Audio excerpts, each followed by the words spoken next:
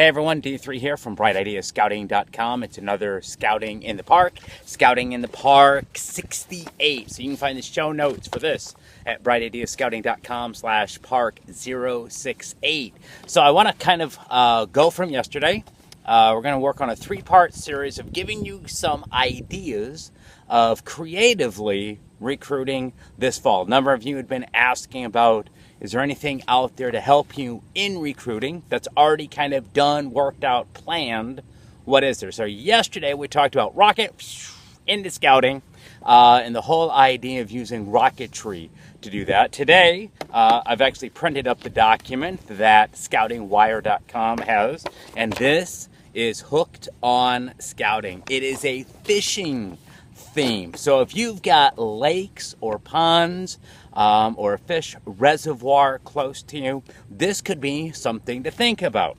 So once again, all the links are going to be in the show notes, but scoutingwire.com has this whole thing done to help you plan and execute Hooked on Scouting, a fishing theme recruiting. Kind of give you an idea on the first page. This is only a 6-page document, so you can go through this very quick, very easily with your team, plan a committee meeting or a parents meeting.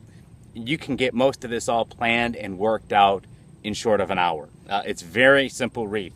So the first page is going to just kind of go through the high level. This is what's all included and stuff like that. Now, the next page, just like the Rocket into Scouting, but I didn't have that one printed out, there's the whole workout of how everything is laid out. Now, something that's different about this one, there are more stations. Okay, you're going to take, in both of these two examples, Rocket into Scouting and Hooked on Scouting, you're going to take them through a series of stations that they work through learning about whichever thing, in this case, fishing, and then actually going fishing. And so now in this, they tell you all the different stations and tell you what is on there. For example, station number 1, how to tie a fishing knot. They go through all the things that you need to know and do right there. Station 2, demonstrate how to set up a hook and bobber. Now, some of you are thinking, well, we just did that at the same time. Nope. Take them through the process. Hey, you've got this knot done. Go over there. Now they hook up, the hook and bobber. Station 3, you're going to talk about tackle. All the different things about tackle. So you're immersing these young boys, many of whom may have never fished, into some education and some fun. And so they're going to learn something out of this as well as get signed up for scouting, which is great. Station 4, this changes depending as to where you are, but rules of fishing and then safety on water. Safety on water is going to be all the same, but you might have some different rules depending if you're in Alabama versus Minnesota. Okay, so you want to just spotlight those. Maybe have someone who's an experienced fisherman, work on that. And once again, age appropriateness. All the notes that you need are on the sheet. This is easy. These are great handout notes. Station 5 is dealing with fish identification. This you can really get creative with. You can really work this. Station 6 is casting.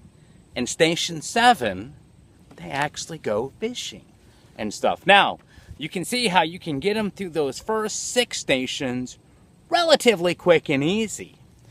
Station 7, it's going to take longer because they got to, or hopefully try, to actually catch a fish and stuff. So that Station 7 could be there. That could be a nice long time, if you're thinking creatively, to talk to the parents, have someone there from the pack, explaining some more stuff about what you do. This gives leaders and volunteers the opportunity, a longer opportunity, to talk to new parents and explain these are some of the things that we do. We go fishing, we go winter camping, we go biking, we go hiking, we do all these things. This just starts us off, and hopefully the kid catches a fish and has a great experience and stuff like that. But even if they don't, they've already learned about fishing, they've casted, they've tried fishing, they've at least had a wonderful experience and stuff. So 7 stations instead of the 4 that we had yesterday. So, but then at the same time, depending as to how you want to do it. There's also at the end an order form for you to order, especially some pre-packaged fishing stuff, fishing poles, so that they can take the fishing pole home with them and continue to fish and stuff. It's all there. Now, if you've got a bunch of volunteers with a bunch of extra fishing poles and you just want them to experience it but not necessarily take it home to help keep the cost down, certainly something you can do. But having the poles right there for them to take certainly enhances that experience as well. So that's another option. Hooked on Fishing. All the notes will be in BrightIdeaScouting.com/park068. But now let me give you kind of my thought on these two. Kind of compare and contrast, because tomorrow, part 3, the final part of this series, we're going to kind of go off onto something else. But I want to just compare these two, which are from National, to see. Both provide a great experience. Whether it be rockets shooting in the sky or fish coming out of the sea, the kids are going to have fun. Now, as I take a look as a dad with young kids, which one might appeal to me as a new dad coming in? I think rockets might be your better chance. Here's why. It takes less volunteers to set up 4 instead of 7 stations and stuff. Also, unless you can guarantee that the kids are going to catch a fish, even if it's catch and release, the rockets you know are going to happen, okay? And you're working twofold stuff. You could have rockets going up while they're there. They get a rocket, and then they shoot their rockets off at the first meeting, or you've got the fishing. So fishing, if you buy the poles and stuff, it's going to be a little more expensive. Once again, you can take that cost down if you've got a bunch of volunteers that have extra poles that they can loan for the kids. There is a small cost involved in getting the rockets, the engines, the launch pads, and stuff like that over the fishing poles. So there are costs involved. My thought is, if you want a simpler, easier one to do that's going to be a guaranteed hit with the kids, I would sort of lean towards the rockets myself. Fishing's fun, but I think a kid could walk away disappointed if he didn't catch a fish, where if a rocket goes off, he's going to have fun. That's just my thoughts on the two. The nice thing is, on either way, 6 to 7 pages of material. Everything's laid out for you. All of the context have been made as to where you're going to buy.